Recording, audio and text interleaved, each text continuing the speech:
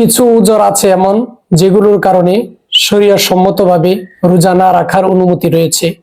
তার মধ্যে থেকে এক নাম্বার হচ্ছে অসুস্থ ব্যক্তি।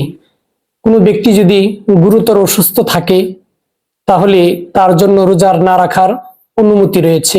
এমন অসুস্থ ব্যক্তি যে রোজা রাখলে তার অসুস্থতা বৃদ্ধি পাবে অথবা তার প্রাণ নাশের আশঙ্কা আছে, মৃত্যুবরণ করার সম্ভাবনা আছে, বা সে অসুস্থতার কারণে রোজা রাখতে অক্ষম, এমন ব্যক্তির জন্য রোজা না রাখার অনুমতি আছে।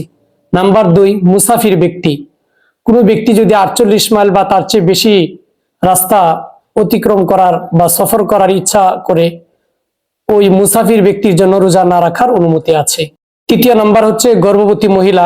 কোনো মহিলা যদি গর্ভবতী থাকে, সে যদি রোজা রাখলে তার গর্ভের বাচ্চার সমস্যার সম্ভাবনা থাকে বা বাচ্চার জন্য ঝুঁকি হয় অথবা গর্ভবতী মার জন্য কষ্ট হয়ে যায়, তাহলে এই গর্ভবতী মা বোনদের জন্য রোজা না রাখার অনুমতি আছে। চতুর্থ নাম্বার হচ্ছে দুধদানকারী মা।